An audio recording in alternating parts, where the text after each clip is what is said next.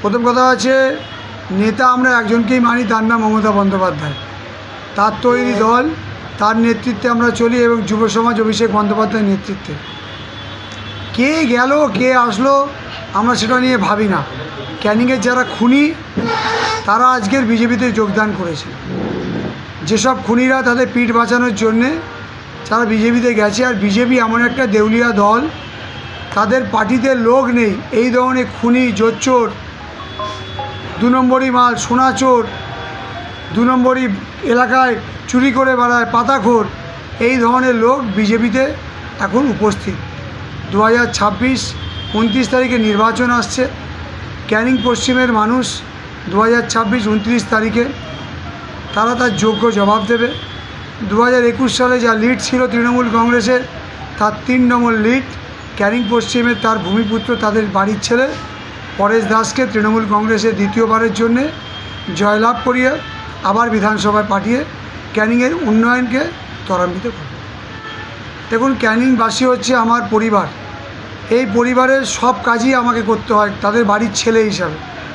তবু আমার প্রথম কাজ, আমার ভাবনা চিন্তা আছে যে ক্যানিং মহকুমা হাসপাতাল, যে হাসপাতালে হাজার হাজার মানুষের উপস্থিতি, এই ক্যানিং হাসপাতালকে আগামী দিন মুখ্যমন্ত্রীকে প্রথম প্রশ্ন হবে, আমার প্রথম দৃষ্টি আকর্ষণ হবে যে ক্যানিং মহকুমা হাসপাতাল যাতে মেডিকেল কলেজ হাসপাতাল হয়, তার জন্য আমি দৃষ্টি আকর্ষণ করব এবং আবেদন করব।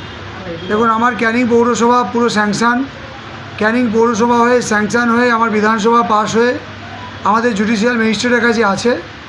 এইবার শুধু ফিনান্স অ্যাপ্রুভাল দিলে সাথে সাথে আমাদের ক্যানিং মিউনিসিপ্যালিটি হতে চলেছে। ওনাকে আমাদের অন্তরের অন্তঃস্থল থেকে আমরা শ্রদ্ধা, অভিনন্দন এবং ভালোবাসা জানাই।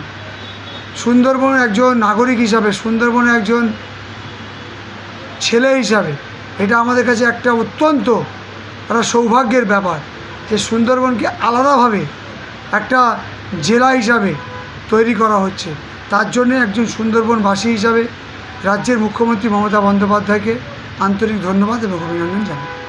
দেখুন, ক্যানিংয়ে যা কাজ, যা ডেভেলপমেন্ট হয়েছে তৃণমূল সরকারের 2011 পর থেকে, এবং আমি যখন 2021 সালে বিধায়ক হই এবং 2026-এর শেষ মানে প্রথম পর্যন্ত যে ডেভেলপমেন্ট, যে উন্নয়ন হয়েছে ক্যানিংয়ের ইতিহাসে, এটা একটা ঐতিহাসিক অধ্যায়।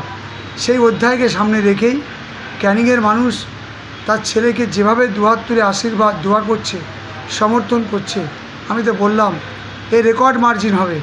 ক্যানিংয়ের ইতিহাস এই পশ্চিমবঙ্গে দেখবে যে ক্যানিং পশ্চিম বিগত দিনের সমস্ত রেকর্ডকে ব্রেক করে এগিয়ে যায়। প্রথম কথা হচ্ছে, আমি ক্যানিংবাসীকে আপনাদের প্রত্যেকের মাধ্যমে আমি আবেদন করতে চাই, আপনাদের ঘরের ছেলে পরেশ রাম দাস 2026 বিধানসভা নির্বাচনে মাননীয় মুখ্যমন্ত্রী মমতা বন্দ্যোপাধ্যায় এবং আমাদের অভিভাবক অভিষেক বন্দ্যোপাধ্যায়ের নেতৃত্বে আমাকে দ্বিতীয়বারের জন্যে তৃণমূল কংগ্রেসের জোড়া ফুল চিহ্নে আবার আমাকে মানুষের হয়ে কাজ করার জন্যে যে সুযোগ দিয়েছেন, আপনাদের দুহাত তুলে আশীর্বাদ, সমর্থন, ভালোবাসা দিয়ে আমাকে জয়যুক্ত করবেন এবং আপনাদের এই গতিধারা, আপনাদের এই উন্নয়ন আপনাদের ঘরের ছেলে পরেশ দাস এগিয়ে করবে। নমস্কার।